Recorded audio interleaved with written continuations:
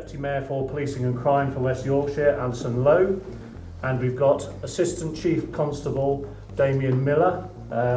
Alison has pointed out she's not too well, so hopefully she'll be able to last the course through to the end of the meeting. Damien is also on call, so if he gets a phone call on that phone, it may be that he has to step out to take a call, go and arrest a bike thief, something like that.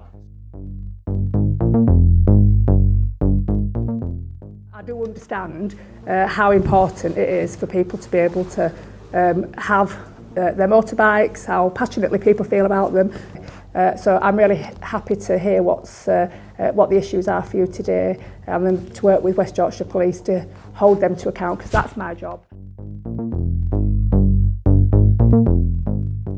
Motorcycle theft was not one of the areas raised in the Tell Tracy consultation exercise in 2021, but there will be another consultation exercise in 2024, so next year, and I would really ask that you take part in that and get your issue up there at the forefront so that it will be part of the plan.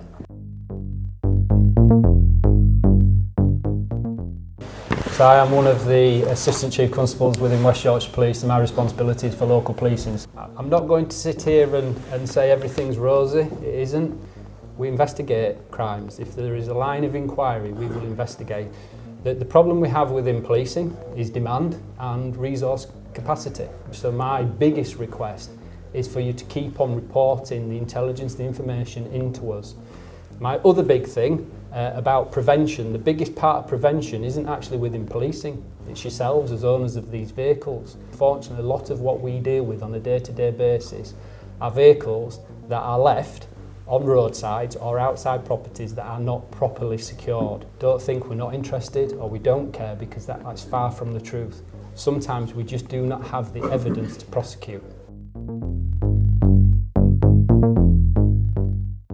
I think it's fairly well touted that London does have the ability for tactical contact. So we have heavily invested in all the vehicles with regards to, well, certainly the firearms and the road traffic cars, with a thing called watchguard, and then our patrol vehicles then have what you would use as dash cams, etc. So we can go back to that video footage, and we can also go to the body-worn footage in relation to what the officers or the PCSOs have got at the time. Do we catch them? Yes, we actually work with the housing associations in a lot of occasions as well, and give tenancy warnings and look to take away their tenancy. Can I just say the video that you're talking about, I personally sent it to the Chief Constable, who informed me that that young person was arrested. So it did work. They used the watchguard and they went to that person's house and arrested him safely. Yeah, that individual is still riding up and down Leeds on a regular basis, doing exactly what he was doing. Is there any chance of tactical contact being allowed in this area? With regards to tactical contact, it is a Met thing that they use at this moment in time, but it's not for antisocial use of e-bikes. It's in relation to the issue that they had down there with regards to robberies using scooters, etc. So would we reach a position where we would be gently tackling people off an e-bike for causing antisocial behaviour? No. That would be something that would have to come nationally from the National Police Chiefs Council. Have you got enough what you need as a police force? No, they haven't. Well, somebody needs to fight for you a lot to get more people on your side. What is it that the good people of West Yorkshire need to do to help change the situation where funding can be increased for the local police force? Well, I think that all people need to write to their politicians asking them to use their influence to get more funding for policing. One man from Fairfield, I won't give you his name and address because everybody knows him. He was arrested 3 weeks ago for stealing a friend of mine's bike. 2 hours later, he's riding round Fairfield on another stolen bike. It's like a game to them. What is ever going to get done that way? It's all right somebody being in the community and saying, we all know it's him who's doing it, or her, but we need the evidence. Friend's school got pinched. They reported it to the police. The police actually drove down the street where we were stood. We tried stopping the AMPR car, traffic car, to let them know where we knew where the bike was and the kid was still riding it around. The officer turned around and said, bring 101.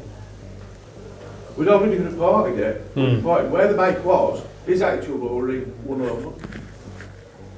Well, that shouldn't be the case. They should be dealing with it. So it's We poor got service. the bike back. The bike was brought back 10 minutes after the police officer had drove off. Yeah. The police officer come back down the street, seen the scooter at the side of the road and wanted to know who it belonged to and where it had been stolen from.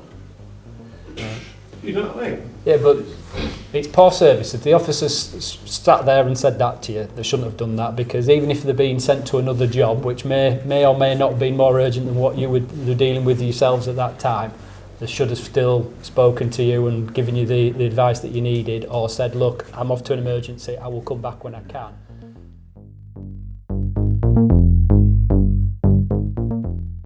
Member of the APCC, so the Association of Police and Crime Commissioners, so I work with all 43 PCCs, and John, our Chief Constable, is a member of the National Police Chiefs Council. So we've got two bodies there where we can bring all of the forces together, but you need to tell us what one or two big things would make a massive difference in terms of change. Then we can lobby for that change from the NPCC and from the APCC. If you can get your ask really clearly formulated, you understand what it is you want us to do, I'm very happy to go to my APCC colleagues and say, can you raise this, support this? And I can write to John and say, will you raise this with the National Police Chiefs Council? But you need to be clear about the ask. What is it that meaningfully could change that would make that difference? What we did up in Hull a few weeks ago, there was agreement from the Humberside Police to set up a focus group. We put that suggestion to you both today. If we can set up a focus group, we can get a commitment that's... I'll come to opening of an envelope, me. So you invite me, I'll come. Yeah, no, we're more than happy to do that. And as the Deputy Mayor for Policing just mentioned to me, we have a thing called the Partnership Intelligence Portal, which we can sign you up as members, which you can direct intelligence directly straight to West Yorkshire Police. So Partnership Intelligence Portal, it's set up for partners, so as long as you're a partner, which obviously we can make you a partner, it's to speed up the process on how you pass the intelligence to West Yorkshire Police, and rather than phoning us or speaking to a colleague, etc., it goes straight into the system. Are there any stats available? What happens as a result of bike theft, whether it's fines or jail time? I don't have the stats available to me, but it's certainly that we could do with regards to the focus group that you're talking about, is to provide you with those stats so then you can pass them amongst your membership as well. Cause it's highly unlikely that any of them, that the majority of them are going to prison, and there's two reasons for that. One, a judge would look at the whole picture of these usually young people and would give them second chances and going through the youth justice system and all the rest of it. The second is all our prisons are full. The biggest issue we see within West Yorkshire is bikes either being stolen for antisocial use, i.e. let's go and have a little bit of a joyride on the field, on your vehicle, which will probably damage it to some extent because it probably isn't designed for that. Some stolen with regards to criminals' use for drug running as well, and then there is then the final bit, which is a smaller scale, i.e. bikes either being stolen to be shipped abroad to be sold or to be broken up, as I was just saying. Can we just give them all a bit of a...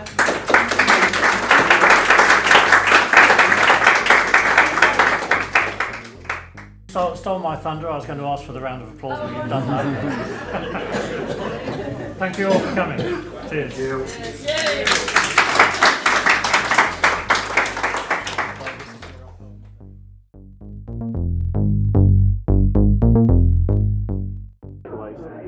It was a really, really good meeting and productive, I thought. I think the big takeaways for me are that West Yorkshire Police need to get better at explaining to people how they can find out about the great work that they're doing and the attempts that they are making to stop bike theft in the first place and catch bike thieves. once those bikes have been taken. So we talked a lot about how we were going to do that. The other things I think about how we can work better together to share intelligence much more quickly through use of the partnership information portal, and that's something we're going to be doing. But generally, I think that the biggest takeaway for me is that motorbiking is great. I've forgotten, I used to ride a bike, maybe I'll get my old CB200 out. We always want to work in partnership. It's really been interesting to hear people's concerns as obviously riders and owners of motorcycles, but also to talk back with regards to some of the stuff that we're doing, but also how people can help themselves be victims of crime, but also how they can feed that information and intelligence back into us, so obviously we can take action against those criminals. As discussed in the meeting, I think we need to get you on the partnership intelligence portal as well, so it's much easier for you to provide that information. I'd really encourage your members as well within West Yorkshire to sign up to the Neighbourhood Alert programme as well, which is all about information from police about their local areas issues, and likewise that's a two-way interface that they can feed in about problems as well and speak to the local neighbourhood policing team. So yeah, definitely willing to speak.